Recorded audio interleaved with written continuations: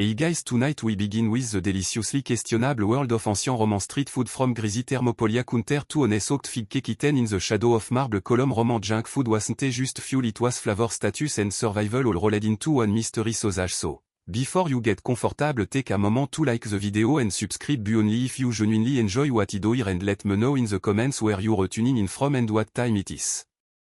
For you, it's always fascinating to see US joining US from around the world. Now dim the lights, maybe turn on a fan for that soft background and let's ease into tonight's journey together. You're trudging through a sun-baked Roman street in your worn out sandal, your tunic clinging to you in all the wrong place, and you're nursing the kind of a dash that only comes from drinking 5 cups of watered down wine and making bad decisions at the bathhouse. You're not in the mood for a formal meal. You're not about to spear roast a pig or debate olive variety with your neighbor. No, you need something immediate, greasy, possibly regrettable, something that won't ask too many questions and won't mind if you eat it with one hand while using the other to show away pigeon ante the thermopoleum romes. Gloriously chaotic, taking a street food joint think ancient Taco Bell bu with more marble counter and slightly fewer food regulations. The layout is deceptively simple stone counter with circular hole carved into them, each containing a dolly large earthenware pot with whatever was hot edible and survived the morning. No menu, no label, no real sense of order, just a bubbling stew of possibility, both literal and gastrointestinal. What is on of fried cheese balls that squeak when you beat them, questionable sausage links that might be pork or might be optimism, a mysterious stew that may contain lentilles or may just look like it does, and floating in everything like a ghost. You can't garam the Roman fermented fish sauce that was somehow both seasoning and social experiment cleanliness. Let's not ask the chef is wearing the same tunic and slept in and the spoon is using a chas seen at least 2 civil wars, but the food is hot, it's salty and it's got enough calorie to get you through another afternoon of not dying in a crowd. Thermopolia were everywhere, especially in Pompeii where nearly every block had one worker, student, wandering poets and very confused tourists. From Gaul all gathered at this counter trading sesterers for sustenance that was fast filling and questionably legal, and sure it may give you indigestion, but when the choice are cold onion or whatever is bubbling at the corner stall, you follow your gut and hope it forgive you latte. You've left the thermopoleum with your dignity slightly bruised and a intestine forming on your toga. You're walking through the forum now and your stomach makes that ominous noise again. You need a snack. Not a meal, just something to share while pretending to listen to a public orator about with subsidy ante roasted chickpea or a day work known in the Roman street cice a retinum, which sounds fancy but really translate to rock, pretending to be food vendor sold them in clay bowl or little cloth push, shooting over each other in a glorious symphony of salesmanship. Hot chickpea, crunchy chickpea that may or may not ship your mare. They were roasted over open coal until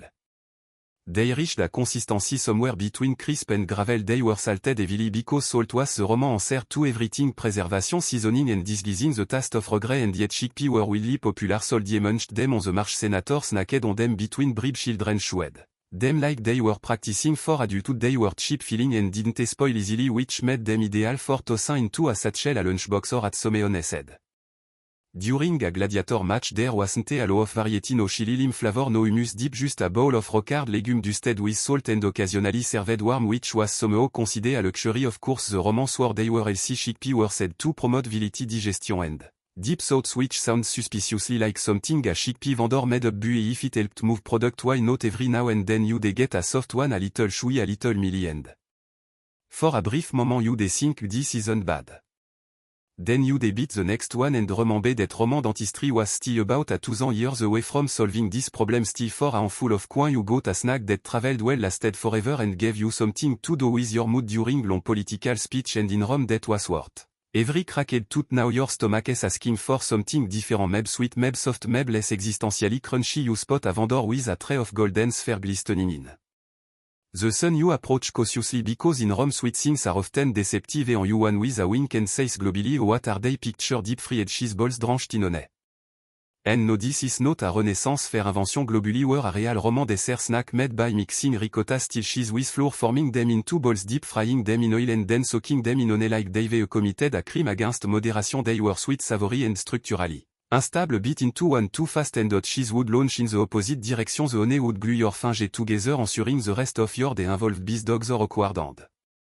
gesture at passing. Senator, but make no mistake, globally were at the recipe appear in Epicius the closest thing the Roman had to a cookbook, and they were considered a treat suitable for dinner party, temple, festival and impressing anyone you were trying to seduce through sugar. The texture thin coated crispy inside, molten cheese, lava taste somewhere between dessert and what if cheesecake was aggressive. The Roman didn't believe in restraint when it came to honey, and these things were Practically candid cannonball and wild they weren't exactly street food for the mass frying cheese in oil required some resource they did make appearance at more upscale gathering imagine a toga party ending with guest groaning happily their tunic stand with cheese grease and bees hovering like tiny waiters. One bit could transport you to culinary heaven or send you running to the nearest public fountain for a finger rinse there was no in between so yes while we modern have donuts. Churro and fried Oreo the roman at globule and in a way they beat us to the punch deep frying dairy and covering it in sugar wasn't en innovation it was a revival you just had to survive the stickiness you now craft something a bit more refined less dripping more dignifié maybe even elegant en the roman en sert to gourmet dessert that stuffed with nut known adulia domestica in recipe from I use these little bundles were deceptively simple take some fresh that sticky brown squishy end. Already halfway to jam remove the pit and cram them full of finely chopped almond or walnut then drizzle with honey or roll them in it or drown them entirely depending on your social status and disregard for subtlety at first glance they look harmless a rustic little sweet the kind of thing you on to. Your grandma and feel proud beware these things were densely packed densely flavor and if left out in the sun too long dense enough to cause dental trauma imagine natures candy. Turned into a polite form of edible masonry they weren't just for noble to the rich definitely flaunted them at feast slave and working class citizens occasionally go there and read that too especially around festival when indulgence was briefly encouraged and digestive consequences were quietly ignored the texture was well enthusiastic the that provided chewy resistance the nut added a crunchy surprise and the honey acted a ancien roman superglue eating one of 10 required. Commitment and privacy they stuck to your teeth your and your toga and occasionally your personal relationship if you took the last one nutrition with surprisingly solid that were high in sugar and energy nut gave a protein boost and honey well honey just made everything feel fancy roman claimed it dead. Digestion but let's be honest they were mostly just thrilled to have something sweet that didn't come with bones in it a bonus these treats traveled well making them the perfect gift. Offering your last-minute apology soldier carried them into battle lovers passed them like edible love note and if things go wrong they doubled a throwable object with just enough heft to make your point in the empire that conquer the known world this was one of ET's most beloved dessert. As sticky satisfying and potentially dangerous let's take a sharp turn into the slightly unhinged because if there's one roman snack that stirs eyebrow today it's this one stuffed dormice yes small fuzzy rodent with big eyes and an unfortunate tendency to end up on elite roman dîner plate think of it as a original tension between all and them now to be fair not everyone was out here eating glorified pe hamster this was primarily a rich people thing ordinary folk stuck with lentilles.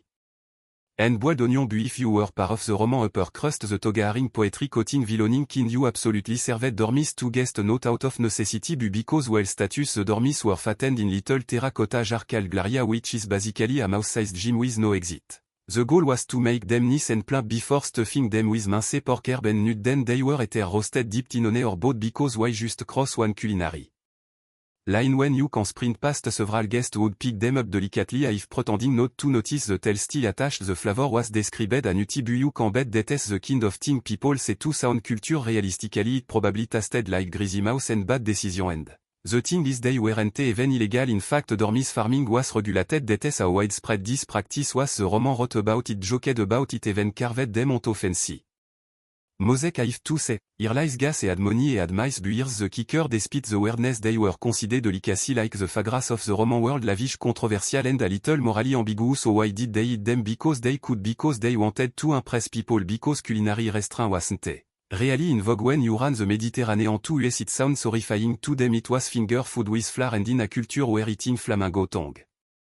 wasn't even the weirdest part of the menu a crispy honey glass dormouse was practically tame naturally you deserve something comforting something golden something that doesn't look back at you ante the honey cake or as a roman knew it libum now to be clear these weren't your modern soft fluffy sponge cake no one was instagramming slice of this roman honey cake were dance sweaty more like a sweet brick than a dessert and they came in all shape and level of showiness ranging from pleasantly spongy to require a dagger the classic libre sipe cheese flour and egg mixed into a thick dog shaped into a tidy little loaf and baked on a leaf because if you're not baking on foliage are you even roman on baked they were drenched in honey not drizzle not glass drenched the kind of soak that ruin. Tunic and friendship when there's only one slice left honey was liquid gold in rum it was a sweetener a preservative a skin ointment and apparently the answer to what should we dump on this questionable cake? The result was a sticky slightly sour cheesy sweet treat that clung to your finge and social reputation a they were served at religious festival family gathering and offering to the household god which meant that occasionally your breakfast pastry was also a spiritual sacrifice no pressure and just Like every other Roman dish there were class layer baked in pore family might use barley or skip the cheese and use a splash of diluted honey a cake in technicality only the rich. Of course added nut spice and enough honey to drown a centurion buirs the kicker they were beloved the kind of thing people remember from childhood fought over at banquet and hoarded like bees in toa they weren't fancy they weren't pretty but they were sweet sticky and capable of triggering. Property dispute imagine waking up in ancient Rome the streets are already noisy your neighbor is shooting about overdue amphi and your head is pounding from last night's 1 cup of diluted wine that turned into for your groggy brock and let naturally you reach for breakfast but not eggs not fruit not even a proper meal no you're going with the classic Roman start to the destal bread soaked in wine yes it was a thing Roman called it so apian venon which sounds like a spell but just mince bread. In wine essentially you took all hardened bread because fresh bread was either expensive or mysteriously missing tore it into chunk and drowned it in whatever wine-like substance was. Lien around it wasn't luxurious it wasn't pretty it was Roman cereal minus the milk sugar and joy but it got the job done the wine softened the rock hard bread just enough to make it schwab red or white didn't matter if it had fermented grap in it and was vaguely liquid it was going in. Occasionally people added airborne but that was for special occasion or if you were trying to impress someone would they already seen you eat dorm mice it was a breakfast of necessity and efficiency.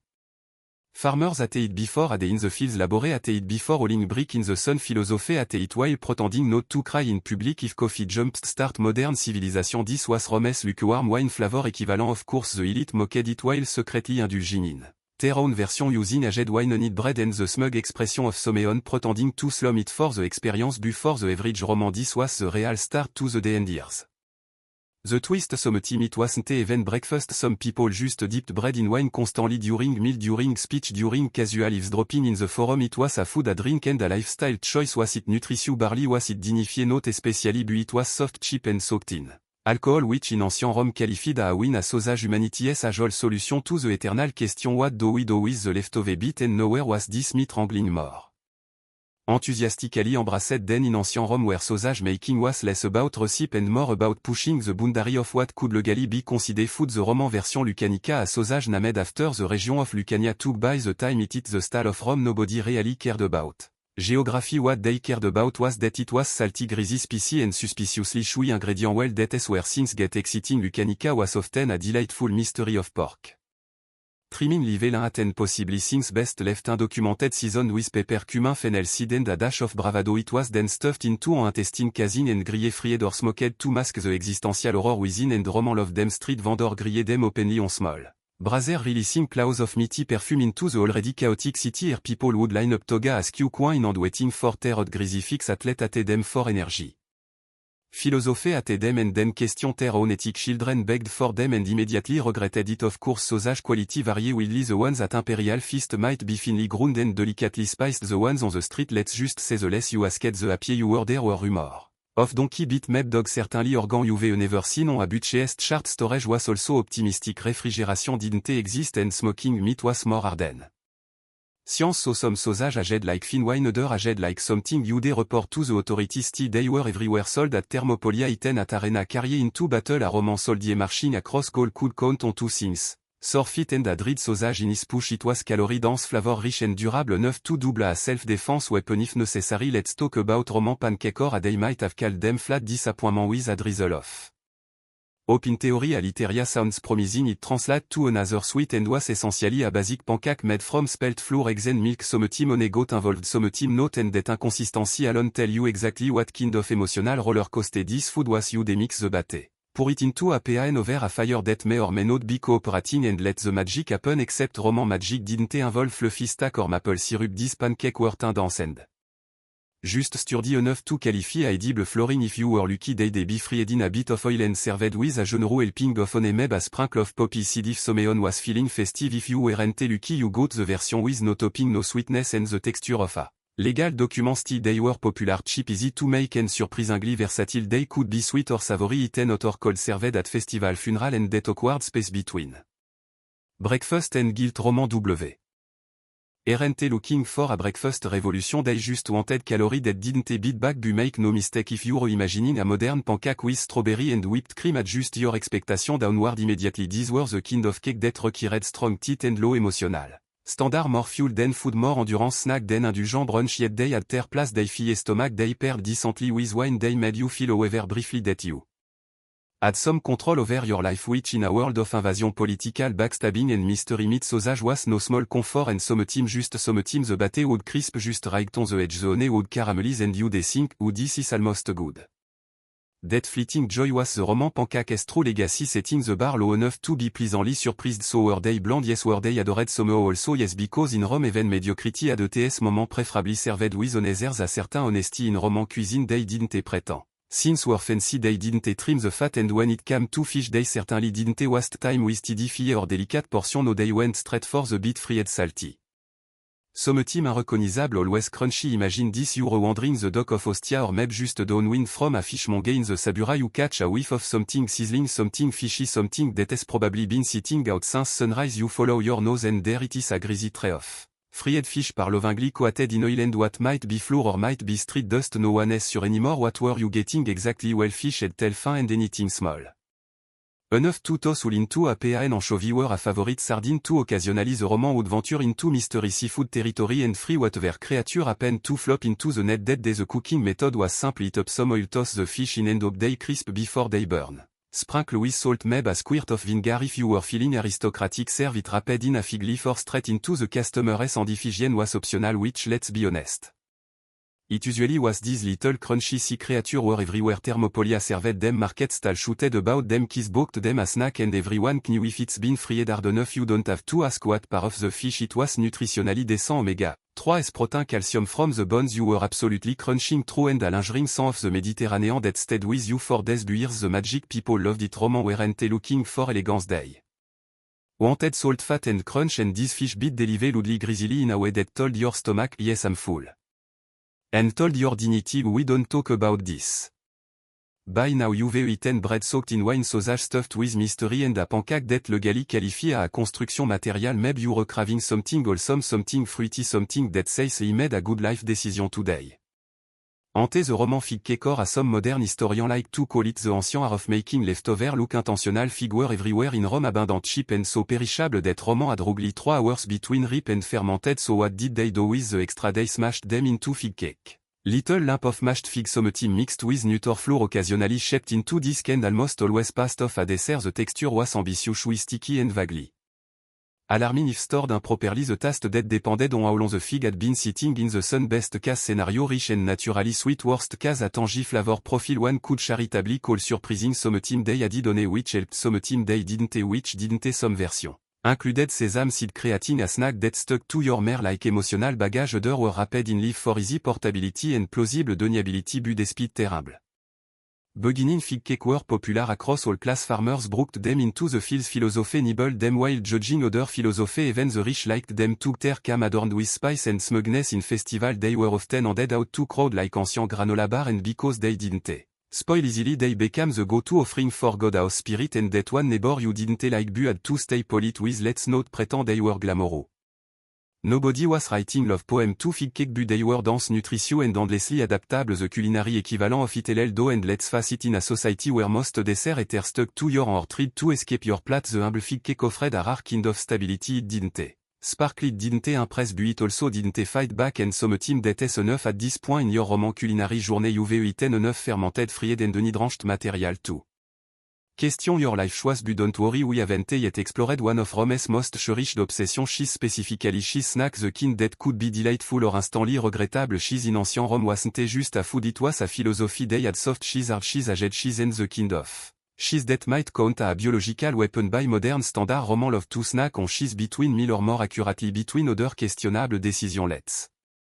start with fried cheese patty a common treat at Thermopolia and tavern these were made by mashing soft cheese likely a ricotta like curd mixing it with flour or semolina forming little disc and frying them in oil until golden sounds tasty right it was but only if it had not let them cool for 5 minutes and you were suddenly gnawing on something with the texture of an old sandal some were sweetened with honey other had herb and were aggressively savory occasionally someone would throw in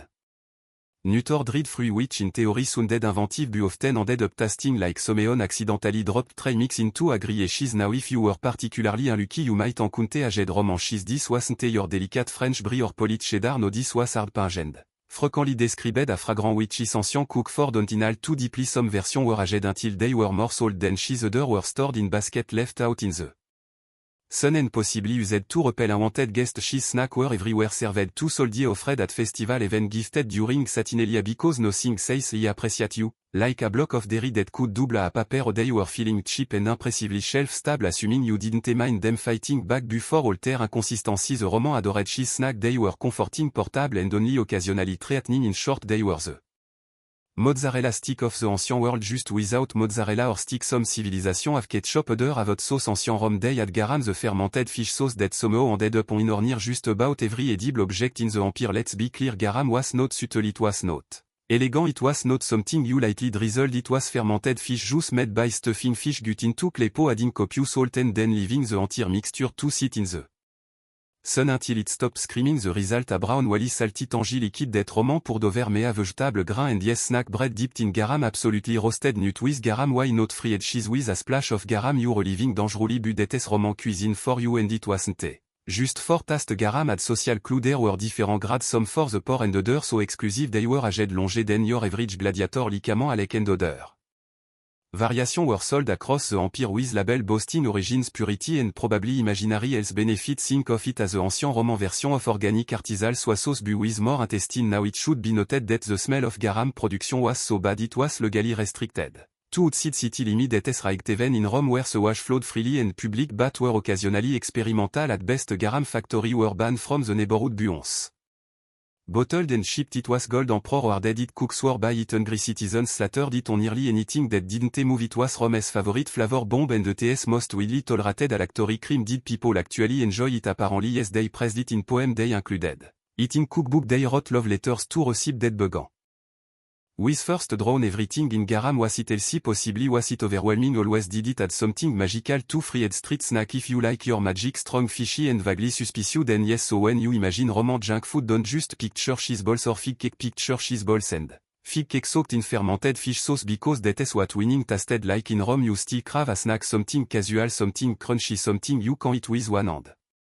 While waving the odor dramatically at passing senator ante Roman street nut walk through any bustling Roman marketplace the forum the port at Ostia the back alley of Subura and you hear the unmistakable sound of nut roasting on open coal not in the cozy holidays scented way more like the smell of burning street car mixed with salted temptation your choice, almond walnut hazelnut and pin nut too the latte could cost a small fortune and possibly your dignity if you dropped. Them most were roasted lightly salted and some team flavor with herborone simple addictive pocket friendly vendor sold them in little paper cone made of recycled wax tablet or papyrus scrap which occasionally still at grocery list or bad poetry scribbled on them bonus entertainment and the roman they went nut for nut philosophy munched them while pondering mortality gladiator doned them for protein drinken party guest tossed them into moot and some team en fait with varying degree of accuracy even the emperor snacked on them took there were peel gilded and likely carried to them on a silver plate by someone with anxiety somewhere even candid almond coated in one were the closest thing Rome had two peanut brittle and they were equally capable of cracking a tooth. Or winning your affection depending on how fresh they were of course there were downside of reacting nut especially the garam du stead kin could lead to indigestion social consequence. And dramatic reading of your last will and testament but that didn't stop anyone because street nut were fast cheap and deeply satisfying they were the original roman vending machine insert a coin receive crunchy joy no fuss no mystery meat no tales just a handful of salty delight in a city powered by wine ambition and lograd kao uve partied like a senator uve batted in wine sung badly at a satania feast meb kissed someone who turned out to be your cousin s slavitz the morning after your toga s on sideway your mood taste like garum and questionable life choice you need help in Rome help doesn't come in the form of aspirin or black coffee no what you get is heroic semi medicinal snack and the vague dead Jupiter still love you ante angove food roman edition first up is the cure all wine soaked bread yes again because what better way to fix a wine induced disaster than with more wine now absorbed into a stale loaf so they regret it très attends to exfoliate your gum or maybe your handed arrow extirred into spiced wine known apusca ovata think of it a prototin shake minus refrigeration hygiene or joy slug it down and try not to gag while someone all dead and the republic insist it restore your humor still was it time for a snack. Plate from Etruscan and olive garlic vinegar soaked onion and maybe a bit of pickled fish because nothing clears the sinus like salty brine and regret one famu option fried cabbage with cumin. And oil supposedly miraculous realistically greasy pungent and likely to start more problem than it solve roman doctor swore by it roman dine mostly swore at it there were also sweet option fig with honey and vinegar or that soaked in wine and dusted with pepper this to be fair probably did help day. were sugary hydrating and just were enough to distract you from your headache and if all else failed you could always go full gladiator a full of barley a raw onion and a punch to the chest to wake you up no science just confidence and shame of course roman didn't call it a hangover they called it being troubled in the head which frankly sounds more accurate and while their cure it or miss they believed in them with the same fervor they believe fried dormis were classes so there you are over. Thermopoleium kunte sipping spiced vinegar and chewing cabbage while praying to Baku for mercy welcome to recovery roman still before was the scourge of Rome. Before elephant thundered over the Alp Hannibal Barker was just a boy we did sharp-minded and already forged in the fire of revenge the year is around 237 B.Ce Carthage the 11 pro North African power HAS just lost the first Punic war to Rome and the man nursing that wound. Deeper than anyone else Amilar Baza the boy's fater et wasn't just a general et was a symbol of Carthaginian resilience fierce brillant and bitterly humiliated by Rome's victory and they wasn't done fighting so when. Amilar prepared to leave for Iberia what we now call Spain to rebuild Carthage's strength and carve out a new empire et took his 9 years. Also with him this wasn't a bonding trip this was indoctrination before they departed legend says Erilar brooked Hannibal to the temple of Baal and had him place his tiny andon a bloody sacrificial altar there and made his son swear a sacred oath that he would never be a franc to Rome note tolerate note. In your never be a franc think about that note.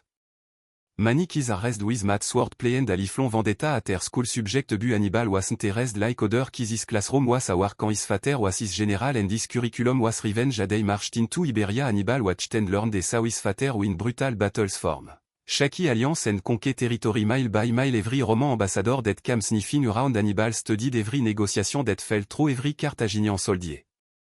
Who bled on foreign soil et remember it by the time Amlar died and command passed to Hannibal's brother-in-law Asdrubal the boy was already hardened when Asdrubal was assassinated years later Hannibal now 26 was voted by the army to take command not the senate not the elders the soldiers the ones who had seen him grow up fight and lead and in that moment the out of a child hardened into the mission of a man Rome may have won the first round bu Hannibal Barca was about to change. Everything they told they knew about warfare and about fear Hannibal didn't wait to arm the commandees sit the moment and took control of the Carthaginian force in Iberia and unleashed a campaign so brutal so effective that it would make Rome twitch from across the sea and began with the tribe of Hispania. Fractured pro and constantly at each other throat instead of marching in like a conquerors Hannibal used diplomacy marriage alliance and bribery to win some of them over for the rest. Et used steel trip that resisted were crushed with a mix of battlefield brilliance and psychological warfare Hannibal didn't just fight battles et stage them and allow one part of his army to fait un retreat only to flank and surround the enemy once they thought they were winning and played mean easily a played sword and the soldier loved him for it Hannibal shared their food marched alongside them and fought in the thick of combat et wasn't some pamper general watching from a gilded chariot et bled with them et inspired loyalty the same way et inspired fear in huge overwhelming dose a Carthage's power grew in Iberia Rome began to feel the pressure they had signed a treaty with Asdrubal before his death which said Carthage wouldn't cross the Abro River bu Hannibal wasn't interested in Roman paperwork e had a much bigger game in mind so it targeted the city of Sagunum a Roman alley just south of the Ebro attacking it wasn't just bold it was practically a Declaration of war Rome watched nervously sur if Carthage would restrain this ambitious young general spoiler alert they didn't the siege of Sagunum was brutal and efficient Hannibal starved them bombarded their walls and finally overran the city survivor were either killed or sold into slavery Rome had. ETS answer Hannibal wasn't bluffing and they wasn't afraid the Roman Senate was outraged of course they demanded Carthage hand over Hannibal for violating the treaty Carthage's response a collective shrug the Senate debated the noble bickered bu no one at the gut or perhaps the desire to reign in Hannibal had become bigger than Carthage and now with Iberia under his belt and Rome fuming across the sea et turned his eyes toward Italy not by ship not through a polite declaration of war bu. By doing the impossible et would bring the war to Rome's doorstep and they would do it with elephant when Hannibal announced his plan to invade Italy not by sea not by treaty bu by land. Through the Alp his office thought he had lost his mind th. The Alp weren't just mountains they were the strass no covered treacherous crawling with hostile tribe no sane general would attend it especially not with 2 of soldier pack animal and a handful of African war elephant bu Hannibal wasn't aiming for sanity et was aiming for shock and a win 218b.ce et began the most daring military maneuver in ancient history with an army of around 50,000 men and 37 elephants Hannibal marched north from Iberia crossing the Pyrenees skirmishing with Celtic tribe and eventually reaching the Rhone River there et used raft and local guide to ferry his elephant across yes elephant on raft the logistics alone were in San Rome was cocked flat-footed they expected him to come by sea or at worst through the expected coastal route bu Hannibal was rewriting the rule book and they hadn't even reached the Alp yet when they finally began the Alpine ascent everything that could go wrong did landslide buried equipment snow blinded the troop. Altitude sickness freezing wind and starvation kill tous ans suppliran lo moral plumeted men begant tout desert elephant sleep on the ici pass and plumeted into ravine one soldier reportedly had two chisel frozen horse ou free from ici rock with a pickaxe bu Hannibal kept moving et rallier his men by. Pointing to the distant plain of Italy promising them rich farmland plindé and revenge against Rome et used fire to chate ice vingar to weekend rock and sheer will to dragis. Army over natures deadliest obstacle after 2 harrowing weeks barely alive and with fewer than half his original force Hannibal emerged on the other side into the Po Valley exhausted frostbitten and battered bu in Italy and Rome they were horrified they had never imagined an enemy would knock on their door in such fashion the Alp weren't supposed to be crossed let alone with elephant bu Hannibal had done it wasn't just a march it was a message Rome isn't safe nowhere is a mirend. Et wasn't planning on living anytime soon Hannibal didn't waste time on it Italian soit leven with a diminished force et immediately began recruiting discontented GIs et tribe in northern Italy Rome's enemy and they joined him because Hannibal didn't just promise libération et proved it with. Blood Romston Busty arrogance crumbled to send legion to intercept him consul Gas Flaminius took command burning with the confidence of the Republic et wanted a swift victory a glorious one. Deathwood restore Roman pride after Hannibal's ridiculous Alpinston bu Hannibal had already chosen his battlefield and it wasn't going to be glorious for anyone in a red cloak the place was like Trasman a foggy narrow valley with water on one side and steep hills on the other perfect for ambush. Hannibal station 10 infantry in front clearly visible like bay Eden concealed his cavalry and elite troop in the hills hidden in the early morning mist on June 21 217 b.ce Flaminius. Charged in eager overconfident and completely blind to what was coming as the Roman advanced into the trap Hannibal sprang the jaws shut his troop exploded from the hills slamming into the Roman flank cavalry cut off retreat the Roman line stretched thin in the narrow pass had nowhere to maneuver it was chaos Roman. Soldier drowned in the lake were trampled trying to flee or slaughtered where they stood Flaminius himself was cut down trying to rally his collapsing army in just a few hours. 15,000 Roman were dead 2 ans more capture and Hannibal et didn't lose a single officer the ambush at Lake Trim became the largest and most successful ambush in military history Rome panicked streets filled with scream and prayer mother wept the Senate in despair appointed a dictator Quinti Fabius Maximus to deal with the crisis bu Hannibal wasn't finished had invaded their land annihilated their legion and now roamed Italy like a ghost impossible to catch devastating. Everything in his path yet even after this disaster Rome refused to negotiate that was fine with Hannibal and didn't want peace they wanted to humiliate them in the one place they told themselves invincible on the battlefield at the heart of their empire and his deadliest masterpiece was still to come if like Tresme. Was Hannibal's masterpiece of ambush then Cana was his symphony of annihilation by 216 b.ce Rome was done playing caution no more waiting no more defensive strategy they massed. The largest army they had ever fielded around 80,000 men under the command of Consul Lucius Aelius Pallas and Gas Torrentius Varro twice the size of Hannibal's army they weren't planning to outwit him they were planning to crush him with sheer force Hannibal knew it and they smiled and chose the battlefield a wide plan near the town of Cani in southern Italy perfect for cavalry movement and maneuvering then and arranged his troop in a deceptively simple formation his weakest infantry mostly. Gaul and Spaniard formed a shallow crescent at the center his stronger African infantry waited on the flank his cavalry is real hammer flanked even wider on both sides the trap was set on the morning of battle the Roman advanced in a dense powerful column eager to punch straight through Hannibal's center and they did at first Hannibal's crescent began to bend and war under pressure retreating but not breaking the Roman infantry surged forward deeper and deeper into the trap sinking victory.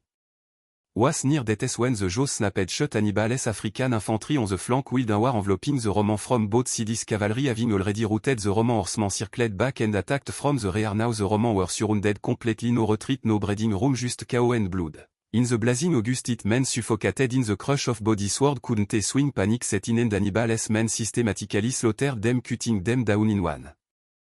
of the most lopsided massacre in military history en estimated 50,000-70,000 Roman died in a single day more than the entire population of many ancient cities it was the worst defeat Rome had ever suffered and remain one of the deadliest battles of all time and Hannibal et didn't march on Rome not because he couldn't but because he knew Rome would not fall easily and needed reinforcement from Carthage siege equipment and time but Carthage hesitated even after ending Rome its darkest day. Hannibal stood alone and Rome wounded vengeful and now very afraid wasn't planning on letting him go unpunished after Canaan Hannibal's name alone could silence a Roman crowd mother used it to frighten their children Hannibal had poru Hannibal is at the gates and yet strangely he never enter the city for 16 years Hannibal roamed the Italian countryside like a phantom unbeaten unpredictable and completely without reinforcement he won the loyalty of many southern Italian cities and brooked Kao2 Romes alibu Carthage for all ETS rich refused to send him the support and needed to finish the job. The Senate feared his growing power. His enemy at home whispered about his ambition. They were more comfortable letting him bleed Rome slowly than arming him for a final strike, so Hannibal was forced to adapt and become a master of survival, fighting guerrilla style skirmish, harassing supply lines, destroying crop and always staying just out of reach. The Roman under Fabius Maximus nicknamed the Delayer refused to give battle. They shadowed him, avoiding open conflict, starving him of opportunities. Bu Hannibal still scored victory and crushed Roman force at Ardonia, ambushed them in Apulia and even destroyed entire consular army. Dead dared to chase him and they kept doing it without ever losing a major engagement. Bu time was turning against him. Rome battered. Bu relentless adapted. They built more legion, trained new command, strengthened their alliance while Hannibal wandered with a shrinking army. Rome expanded ETS power like a hydra, growing new, and then the war began to shift elsewhere. Rome invaded Iberia, cutting off Carthaginian supply lines. Hannibal's own brother Hasdrubal tried to bring reinforcement by crossing the Alps just like Hannibal had years before. Bu Rome intercepted him, crushed his army, and threw Hasdrubal's severed into Hannibal's camp. That message was clear: you're alone now. Hannibal's dream of breaking Rome from within was fading. Had turned Italy into a graveyard of legion. Bu without reinforcement, without siege engines, without political backing, and couldn't deliver the final blow. Still refused to leave. Had promised this fater a boy that he would be no friend to Rome, and they kept that promise every year and remained on their soil. Bu soon Rome would come knocking, not in Italy, bu on Carthage's own shore, and Hannibal would have no choice but to go home for the final fight by 203 B. See the tide had fully turned. Rome had clawed back from disaster, conquered Hannibal's stronghold in Iberia, and taken the fight directly to North Africa. Leading the charge was Scipio Africani, a young brilliant general who had studied Hannibal's tactic obsessively. Rome was no longer content to they wanted Carthage destroyed and to save itself. The Carthaginian Senate had to do the unthinkable. They summoned Hannibal home after 16 years of near mythical campaigning in Italy. Hannibal left the land had bled for and returned to Carthage to defend a city that had abandoned him and to face a man trained in the heart of Hannibalic warfare. The final showdown came at Zama in 202 B. Et this time the army were nearly evenly matched. Hannibal commanded a force of veterans Levi and 80 war elephant. Scipio meanwhile had disciplined Roman legion and Numidian cavalry crucially led by Mazzaniza, a former Carthaginian ally who had switched side. Hannibal opened the battle with a massive elephant charge. It was meant to shatter the Roman lines. Bu Scipio had planned for this and ordered his troops to par creating corridor that funneled the elephants safely through. The beasts either panicked or passed harmlessly between the Roman ranks. Some even turned back, trampling Hannibal's own lines. What followed was a fierce infantry clash. Hannibal's veterans fought valiantly, even pushing back Rome's front lines. Bu when Scipio's cavalry returned from the flank and attacked from behind Justa Hannibal had done at Cani. The Carthaginian formation collapsed. The role had reversed. Hannibal, once the master of encirclement, was now ETS victim. Carthage was forced to surrender. The terms were brutal. They had to give up their fleet, pay a massive indemnity, and promise never to wage war without Rome's permission. Hannibal had lost. Bu it wasn't just a military defeat, it was the death of a vision. His lifelong mission to break Rome's grip on the Mediterranean was shattered in the North African dust. Yet even in defeat Rome didn't kill him. They feared him too much to make him a martyr. Instead they let him live, knowing full well they hadn't seen the last of him, because Hannibal Barker wasn't done making history. Not yet. Hannibal returned to Carthage, not a defeated general, but a survivor. While Zama had broken Carthage militarily, Hannibal still commanded immense respect. The people saw him not as a man who lost the war, but as a man who nearly won it against impossible odds. So what did Hannibal do? He reinvented himself and became a politician. Yes, the man who had once commanded elephant through the Alps now sat in the Carthaginian Senate, rooting out corruption, reforming finance, and trying to repair the shattered state. Slashed tax, paid off debt, and revitalized Carthage's economy, quickly gaining a réputation a brillant if unpopular reformé. Bu Rome wasn't watching from the sideline. They feared Hannibal's mind more than his sword. A strong Carthage, even a peaceful one, was a threat if Hannibal was at the helm. So Rome accused him falsely of conspiring with enemy states. Once again Hannibal fled du began his second life, the life of a hunted exile, and wandered from cour to cour, offering his military genius to foreign kings, first to Antiochus III of the Seleucid Empire. Rome's newest rival Hannibal tried to rally them for another great war. Bu Antiochus ignored much of his advice and lost spectacularly. Rome's influence only grew after Antiochus' defeat. Hannibal kept running and became a ghost, drifting through Asia Minor, pursued constantly by Roman envoy who demanded his surrender at every port, and yet wherever he went he left whisper stories. Fear the name Hannibal still sans shield down Roman spin despite his defeats, and remained a symbol of defiance, a one-man rebellion against imperial arrogance, and couldn't raise new army, and had no homeland, no power, just a brilliant mind, a long shadow and enemy who never stopped watching him by now. Was inis les années 60 geared worn tin by decade of war and exile bu even den Hannibal remain sharper den most living general and Rome still wasn't satisfied they wanted him eras not just from politic or the battlefield bu from the story so they came for him one final time and Hannibal true to character would not let them have the satisfaction by the early 180 SB.C. Hannibal had become a living legend and a liability not just to Rome but to every kingdom that dared to shelter him. Was now hiding in Bethnia a small kingdom in Asia Minor ruled by King Prusius it first Hannibal ever the strategist helped the king win a naval battle using a trick straight out of his playbook catapult loaded with pleasure filled with venomous knack launched onto enemy ship to CO KO and fear even. In his final years his mind was still too moved Burom didn't care about snake jar they wanted Hannibal gone forever they pressure puissant emissary and made threats eventually. Word reached Hannibal that his sanctuary had been buttered Roman agents were closing in on the villa where he was hiding and didn't run this time according to legend Hannibal had long kept a vial of poison hidden in a ring carrier with him a insurance if Rome ever corner him like an animal he would go out on his own term now the moment had come he reportedly wrote a short message before taking the poison let us relieve the Roman from their long anxiety since they think it too tedious a task. To wait for all man's death just like that it was over Hannibal barra Rome's greatest nightmare died not on a battlefield bu in a foreign land instead exiled and alone and yet even in death Rome couldn't bury him they destroy his city rest Carthage decade late in the third Punic war and salted. ETSers but they never forgo him century late Roman historian men who should have added him wrote about his brilliance with how he had led from the front fought against overwhelming odds. And outwitted every Roman general sent to kill him crossed the Alps with elephant devastated Italy for years and gave the greatest military machine in history a fear it would never shake and they did it all while staying true to one thing his boyhood ought to never be affront to Rome even in exile even. In death Hannibal won a different kind of war the war for legacy and in that war et Romain undefeated every autumn in ancient Greece a strange transformation would grip the land between Athens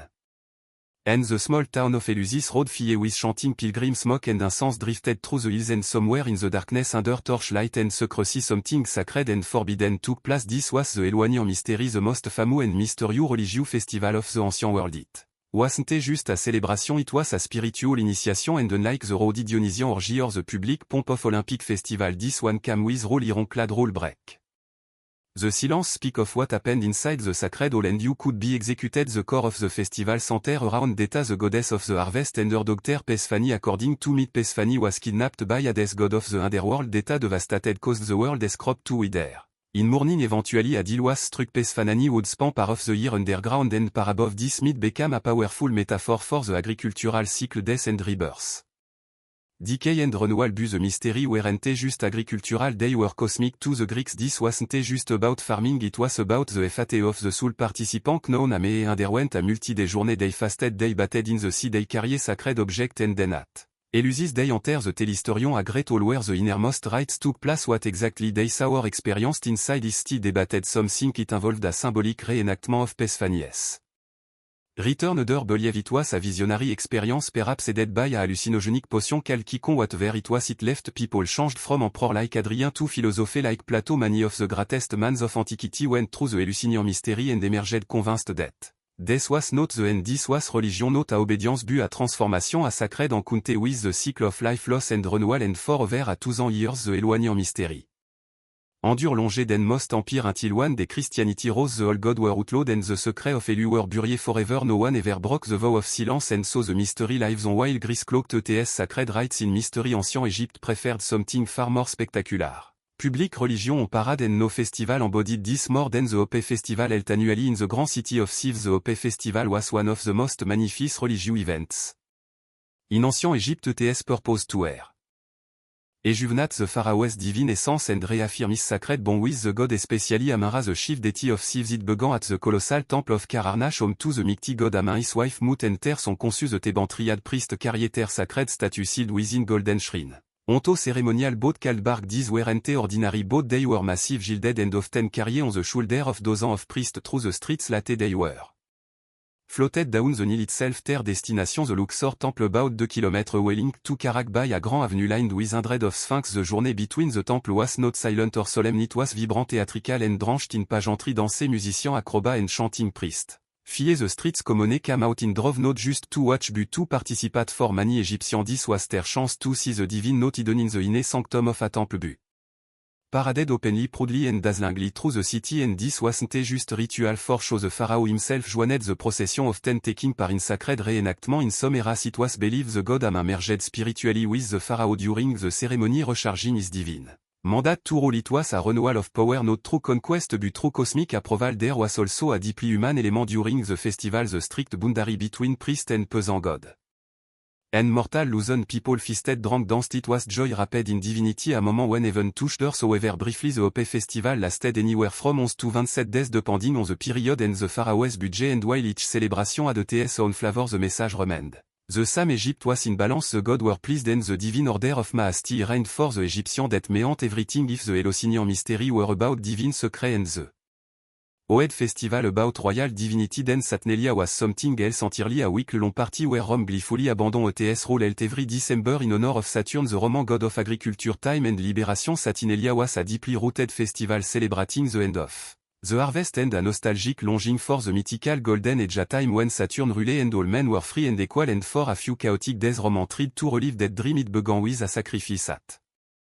the Temple of Saturn in the Forum followed by a public feast then all social norms were flipped on ter and master served ter slave senator wore colorful tunic instead of toga gambling usually banned was openly permitted work stopped schools closed the court shut down Rome didn't function at least not in the usual sense one of the festival's most bizarre tradition was the election of a Saturnalian king some team called the Lord of Misrule this was often a ranking citizen a slave.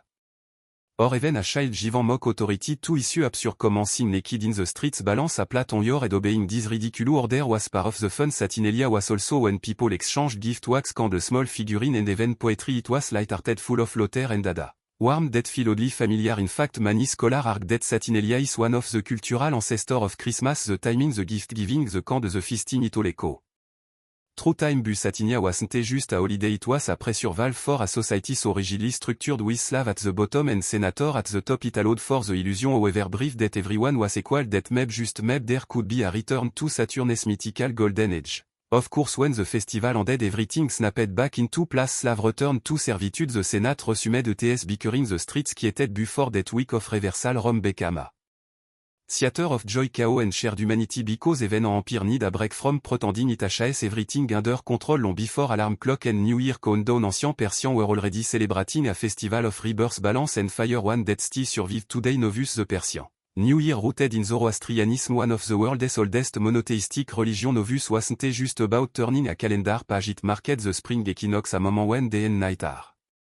perfectly balanced to Zoroastrian this balance reflected the eternal struggle between Ahura Mazda the force of light and order and Angra Manu darkness and Chaos Noer symbolized victory of light over dark of cleanliness over corruption and hope over des preparation began weeks in advance homes. Were swept walls washed depth settled this wasn't just spring cleaning it was a spiritual purge everything dirty or chaotic had to go fear early in courtyard and along city walls on the eve of the new year people would leap over flame shooting a give me your red color take away my sickness. The fire sacred in Zoroastrian belief wasn't just it and light it was purification then came the aft table en altar-like arrangement of 7 symbolic item beginning with the Persian letter S sabzes sprouted green for gross cigar leak for protection senet dread fruit for love sere vingar for wisdom and more each item represented a moral or cosmic value temple called fire temple held special ceremony during this period Zoroastrian priest in white robe chanted hymns from the Avesta. Their holy text and offered fragrant woods to the ever-burning sacred flame for believer it was a time to reflect to realign with truth usher and to embrace the turning of the cosmic will buno wasn't just solemn it was joyeux family gathered table overflowed with food children receive gift. And musician fille streets with drum and flute for a society that prized cosmic order this was a moment when everything reset not just the year but the soul knows what lived empire it was. Celebrated by the Achaemenids the Pattayans the Sassanid and it continue today across Iran Central Asia and beyond few ancient religious festival avendure this long then again few are built so elegantly around something a universal and eternal a light returning to the world in ancient Athens. Worship didn't always mean incense and silence some team it meant mask wine and a god who knew how to throw a party Diony god of wine fertility theater and sacred madness and no festival.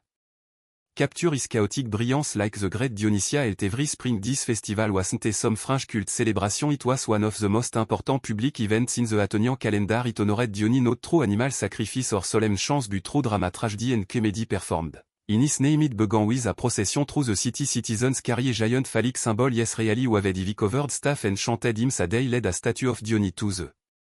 Theater of Diony at the foot of the Acropolis there were fluid dance and a tidal wave of Winfield enthusiasm then came the performance over several days playwright competed in a sacred contest presenting 3 tragedy and one sata play each these weren't a casual show they were state-sponsored events. Judged by elite citizens and watched by up to 15,000 people at a time attendance was civic duty event prisoners could be released on by 2 attend the theme God fat ubri revenge war.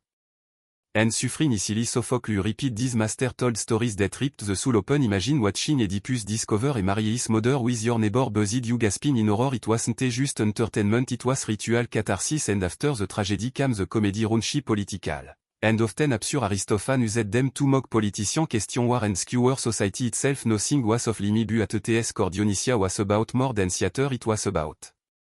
stepping out of yourself about breaking down the mask society force us to wear and putting on literal ones to explore truth we couldn't otherwise say alou it was madness with meaning Diony wasn't a calm orderly god it was wild intamed a bridge between civilization and ETS primal roots Dionysia gave space for that side of humanity to breadshoot log and grief for the atonian this wasn't escape this was religion a mirror held up to the soul with a wine cup in hand and the god of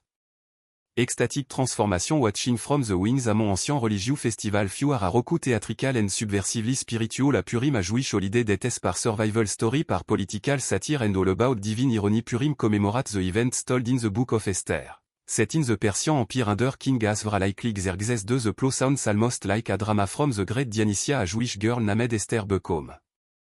Queen either identity and eventually risk her life to stop a genocidal plow by the king's advise Ashmon to annihilate the Jewish succeed Ashmon Isange dont Ison Gallo and the Jewish people are saved it's a story about reversal of FAT the hidden working of providence and the power of courage bu unlike solemn religious festival purimis pur infiltrated joy a celebration of survival that lean into l'auteur and liberation the festival begin with the public reading of the MCJA. Book of Esther often performed like a comedic play every time Ashmon's names mention the crowd drawn it out with Gregor noisemakers booze and shooting children dress up a Esther Moray or even Ashmon costume and chaos are encouraged then comes the commandment of celebration feasting with lavish meal gifting food. 2 friends giving to the poor and most famously drinking until you can distinguish between blessed Morday and cursed Ashmon yes that is actually written in the Talmud. Behind the festivity lies something profound unlike other Jewish holidays God is never mentioned by name in the book of Esther not on it's the only book in the Hebrew Bible with that distinction this absence force reader to look for hidden divine intervention a lesson in face without direct revelation. Purim teach that even when miracle don't look like parted scissor fire from heaven they can still unfold behind palace doors through courage risk and unlikely heroes so people celebrate. With parody mask satire and storytelling they log in the face of death they mock the villain and in doing so they affirm something deeply spiritual survival is sacred and joy is resistance in the misty hills and forested valley of ancient Ireland the beginning of August marked a sacred and deeply communal event Lugnasad pronounced Lunazar the Celtic festival honoring Lugh the god of light craftsmanship and war unlike the Grand Temple festival of Rome or Egypt Lugnasad was celebrated outdoor on hilltop in fields and by sacred wells it wasn't about imperial spectacle it was about the land the harvest and the fragile bargain between human and nature Lugh the namesake of the festival was a solar deity a shining warrior and master of all arbu Lugnasad wasn't just about worshipping him directly according to myth Lugelt the first festival to honor his foster mother Tailtu who died from exhaustion after clearing the plain of Ireland to make way for farmland in her honor. People gathered to give thanks for the first grain harvest and to ensure the earth would continue to provide so how did they celebrate it started with a ceremonial cutting of the first sheet of grain followed by offering to the god and spirit of the land this wasn't just symbolic if the harvest failed winter. Would be cruel gratitude and ritual were a form of spiritual insurance but Lugnasad was also a social explosion people traveled for miles to participate in fair market competition. And athletic game often referred to as a tell-time game a kind of mystical precursor to the Olympic contest included running or wrestling horse racing and even feat of poetry and storytelling it was also a prime time for trial marriage couple could commit to a union that lasted a year and a day if it didn't work out they could walk away literally by standing back to back and walking in opposite directions the god apparently had no issue with prenup there were bonfire feasting and dancing on sacred hills bu always beneath the revelry was a humbling awareness nature give and nature takes Lugnasad was both a celebration and a warning a time to enjoy the first fruit bu also to begin preparing for darker days ahead in a world ruled by seasons this festival marked the shift. From sunlight to shadow the wheat was in and bu winter was already watching in the heart of the Indian subcontinent a winter melt into spring an explosion of color music and fire erupt across Village Towns and Cities It's Loud It's Wild It's Sacred This is only one of the most joyful and symbolic festival in ancient du tradition known today for ETS clouds of colored powder and water fight only HAS deep religious and mythological root at ETS core it celebrates the victory of good over evil the arrival of spring and the burning away of the old to make room for renewal the festival begins the night before the color with holy kikada on the ceremonial bonfire ETS origins lean. The myth of Prada had the follower of the god Vishnu and is de mon fater Anyakashipu who demanded to be worshipped instead when Pralada refused this fater conspired to kill him by placing him on the lap of his sister Holika who was immune to fire but divine justice had other plan Holikika burned and Prada emerged an armed every year Holika's effigy is burned in bonfire across India the fire symbolizes the destruction of ego hatred and evil and the cleansing of the soul through light. And it and then comes the color the next morning the streets transform into a living kaleidoscope people throw gulal vibrant colored powder at each other drank friends with colored water and dance to drum and flute it's impossible to stay clean or son baby dis chaos ritual chaos social boundary. Collapse rich and poor and young men and women all become equal under layer of red green blue and yellow and me reconcile stranger become companion for one day the world become. Unrecognizable and beautifully so holy also connect to the legend of Krishna and Druid where Krishna self-conscious about his dark skin playfully smeared color on rudesse faire faster divine romance become en eternal metaphor for playful love and divine unity that is why holy isn't just fire and purification it's flirtation joy and affection underneath the celebration is a spiritual message the cycle of seasons the resilience of the soul and the beauty in embracing impermanence because after the flame die down and the color fade from your skin what remains the lesson holy was always trying to teach light returns joy is sacred and rebirth is always just around the corner amid the thunder of Roman army and the pomp of imperial parade there existed a ritual so secret so exclusive. That even Rome's most powerful men were banned from attending no senator no priest no emperor only women this was the festival of Bonadea the good goddess held each December at the home of Romes. Highest magistrate the festival was both religious and mysterious it honored a goddess associated with fertility healing chastity and the earth's pure exact origins and function Roman elusive and that is by design everything about Bonadea was cloaked in feminine secrecy the rites were conducted by the Vestal Virgin Rome's most sacred priestess and attended only by elite Roman women men were strictly forbidden not just from participating but even from knowing the ritual in fact not even. Mal historian knew what happened during the ceremony what we don't know comes from scandal in 62b.ce the festival exploded into public controversy that year Julius Caesar then Pontifex Maximus was hosting the rites in Isoma required event to be couldn't attend his wife. Pompea was in charge of hosting the female only celebration since took a turn when a reckless aristocrat named Publius Cleius Pulchar disguised himself as a woman and sneaked into the ceremony allegedly to seduce Pompea and was cooked a trial followed turning a private sacred ritual into a public spectacle all too Cleius was acquitted likely through bribery Caesar divorced Pompea famously declaring that Caesar's wife must be above suspicion but beyond scandal the Bonadea festival reveals something rare a sacred space entirely controlled by women where their concern fertility else family the rhythm of the body were placed at the center of religious life it was a moment when Rome's rigid patriarchy stepped aside and the divine feminine reigned in secret rites of myrtle were banned a symbol of venue and possibly sexual love wine was disguised a milk music incense and offering were made perhaps even symbolic fertility rites but no man ever saw them no man ever would and maybe that is the point in a world that documented everything the most powerful ritual were the ones no one wrote down because some team the sacred must remain a sin protected by silence and passed down only. True whispered memory long before it became a medieval obsession with turning leading to gold alchemy began in the temple and ton of ancient Egypt but in Egypt it wasn't called alchemy it was known alchemy meaning the black are a reference not to anything sinister but to the rich dark swell of the Nile. Valley known a the black land to the Egyptian transformation wasn't just physical it was sacred it applied not only to matter but to the soul the ancient Egyptian were already. Master of practical chemistry they produced cosmetic perfume. Glass dye and metal alloy they practiced advanced technique in embalming using resin salt and linen to preserve the body for eternity but these weren't just medical procedure these were ritual of transformation performed with divine and every act of mummification every pigment ground into paint was part of a cosmic process the preparation of the body and soul for rebirth in the afterlife in fact death itself was seen as a kind of alchemical operation just a metal could be purified.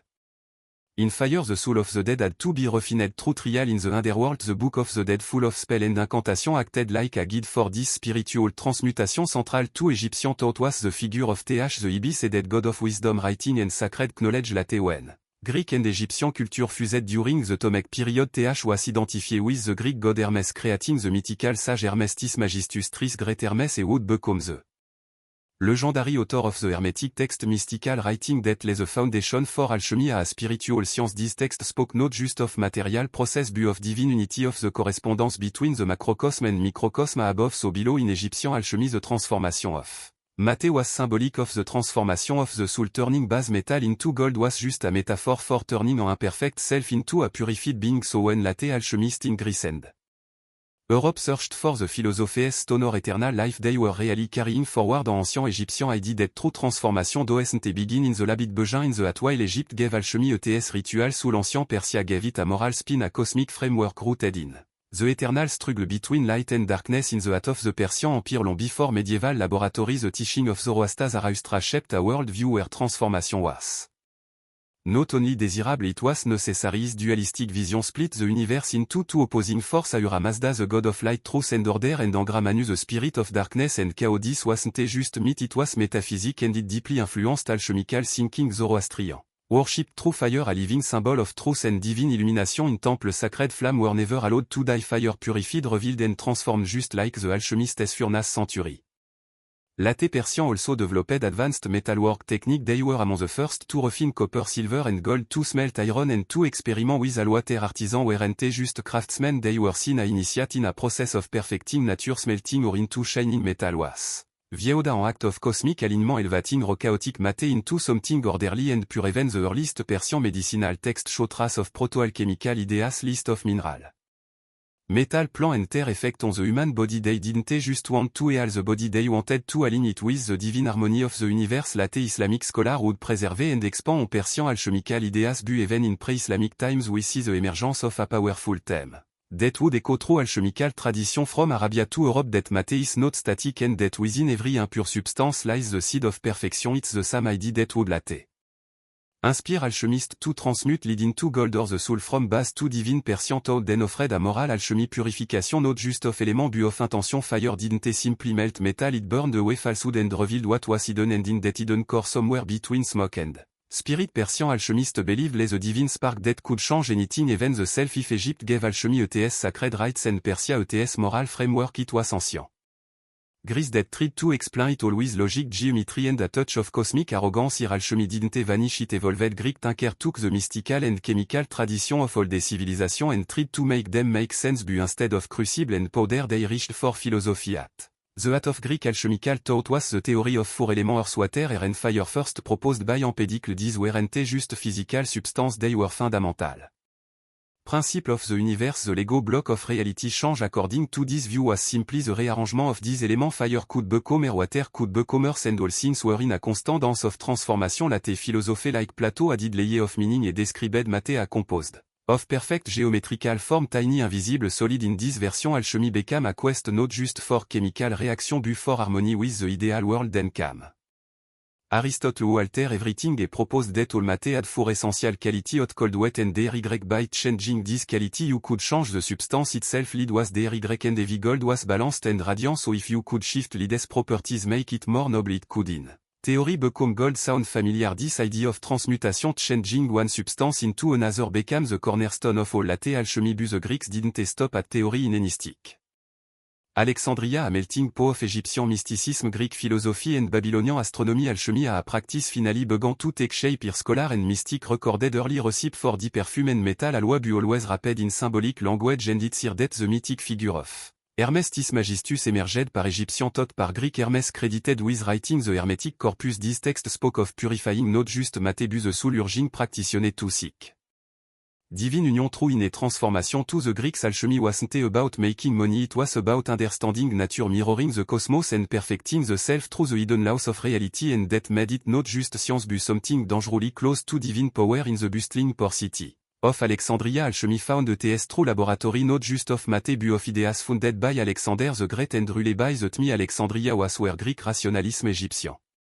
ritual, Babylonian astrology and Persian metaphysics collided in a swirling intellectual stew. At was the Great Library of Alexandria, a beacon of ancient knowledge where scroll and scholar gathered from across the known world. Alchemy in this environment didn't just survive, it thrived. It was here that alchemy became both spiritual and practical, mystical and experimental. Egyptian temple rites merged with Greek natural philosophy. Babylonian star charts were studied alongside Greek Medicine and Egyptian Metallurgy the result a new kind of knowledge half science half sacram one of the earliest and most mysterious figure of Alexandrian alchemy was Mary the Geochis credited with inventing some of the first alchemical apparatus the bain-marie à double boilesti used in kitchen. Today the Tribico a distillation device and a system of vapor purification her work suggest that alchemists weren't just theorizing they were conducting real chemical experiments another key figure was Zosimo of Ponopulo à 3d4 th centuries et alchemist who left behind some of the earliest known writing on alchemy in Greek but Zosimo didn't see alchemy a just physical and wrote of dream vision and spiritual purification for him turning lead into gold was a metaphor for turning the corrupted human soul into something divine and described the alchemical vessel not just a container for substance but a symbol of the body the fire the soulless in storm the vapor the divine. Essence Rising is writing blurred the line between chemistry and mysticism mate and metaphor Alexandrian alchemist also leaned heavily on hermeticism the teaching of Hermes Magista above so below they wrote the microcosm reflect the macrocosm purify one and you touch the other in. Alexandria alchemy was no longer just about material it was about reality itself it asked not just what things were made of but why they could change and whether the soul could be transformed alongside. Mate alchemy had become a mirror of the cosmos and of ourselves and it was only just getting started when the great library of Alexandria fell into ruin and Europe slipped into the early Middle Ages it was the Islamic world that became the new guardian of alchemical knowledge from the 8th to the 13th century under the Abbasid Caliphate the Islamic Golden Age turned cities like Baghdad, Cairo and Cordoba into centers of scientific and philosophical inquiry Greek, Persian and Indian texts were translated into Arabic at record pace and among them were the foundational writing of alchemy buirs the twist Islamic scholar didn't just preserve ancient alchemy they transformed it ante Jabir ibn Hayyan known in the West as GBA a polymath working in 8th century Kufur is often called the father of chemistry to his legacy is steeped in mystery Jabir's writing which number in the 100 blended Greek elemental theory Persian mysticism and Quranic cosmology into a structured science and introduced a systematic approach to experimentation et believed all metal were composed of sulfur and mercury not in the literal sense but a principle sulfur representing combustion and change mercury standing for liquidity and volatility according to Jabir if you could balance these two forces you could transmute one metal into another and also introduced technique still recognizable today distillation cristallisation sublimation filtration and calcination is apparatus became the blueprint for medieval laboratory but Islamic alchemy wasn't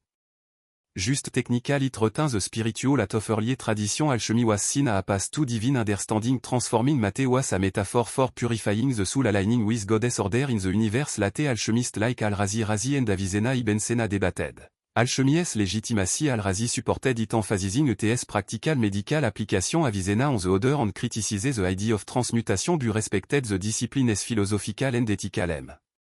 Even in disagreement they elevated alchemy into something more than a secretive craft it became protochemistry metaphysics spiritual discipline and moral philosophy a non-European scholar would later rediscover these Arabic texts translating them into Latin and reviving alchemy in the West. But the soul of that alchemy the belief that mate and spirit mirror each other was preserved clarified and systematized by Muslim scholar and in turn alchemy stopped being legend and started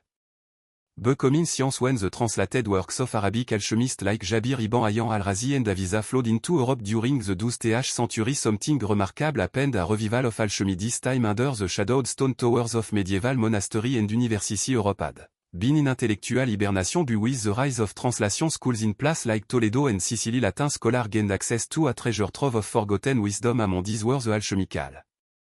writing riddled with strange symbol mysterious ingredient and promise of transformation the European world to them alchemy offered more than gold it offered knowledge power and even immortality the elusive philosophy stone became the holy grail said to transmute base metal into gold and bestow eternal life but it wasn't just a material object it symbolized the perfection of both mate and spirit medieval alchemist took this dual nature seriously figure like Alberta S. Magnus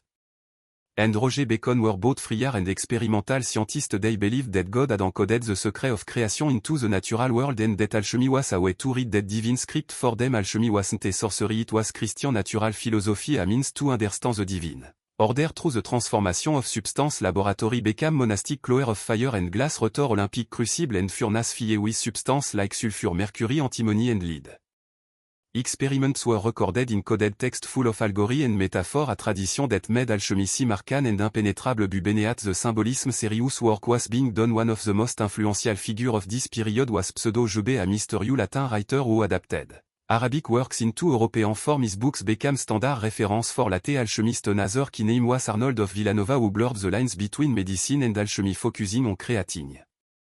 Elixir det could heal and rejuvenate the body for all ETS secrecy medieval alchemy wasn't underground it was debated in university sponsored by prince and practiced by priest yet despite ETS spiritual ambition manistic as the gold sommetim literally sommetim. Metaphorically and so medieval Europe kept the flame of transformation burning one par face one par fire and one par philosophical dream a Europe emerged from the medieval era into the Renaissance alchemy didn't fade it. Morphed became more secretive more symbolic and strangely more mystical out of this fusion of hermetic philosophy Christian mysticism and Renaissance humanism emerged one of the most curious movements in alchemical history the Rosicrucian in the early 1600s anonymous manifesto began. Circulating across Europe Farmer Fraternitati Confessio Fraternitati and the Chemical Wedding of Christian Rosenkreuz this text told the story of Hidden Brotherhood the Fraternity of the Rosy Cross. Founded by a mythical figure named Christian Rosnitz who had journeyed through the East learning secret wisdom before returning to Europe to quietly guide spiritual seekers bears the twist there's no evidence the Rosicrucian existed en actual organisation at least not at first they were an idea. Symbol and their influence was profound Rosicrucian alchemy was not about making gold it was about enlightenment it combined alchemical transformation with Christian esotericism seeing the purification of metal a metaphor for the purification of the soul the philosophy stone became a symbol for Christ consciousness in a rebirth and union with the divine terre manifesto promised a reformation of science religion and politique a secret spiritual revolution that would lead humanity into a new golden age but they offered no address no names no leader just symbols the rose secrecy and beauty and the cross sacrifice and transformation this was alchemy a spiritual allegory. Rich in metaphor full of veiled reference the Rosicrucian believed that truth was hidden not because it was forbidden but because it had to be earned through personal transformation their ideas influenced scientist mystic artist and poet Isaac Newton and Rosicrucian text Johann Valentin Andrea taught to be. The author of the Chemical Wedding saw the story a allegory yet it spread like wildfire through occult circle by now alchemy had become layer with meaning to some it was still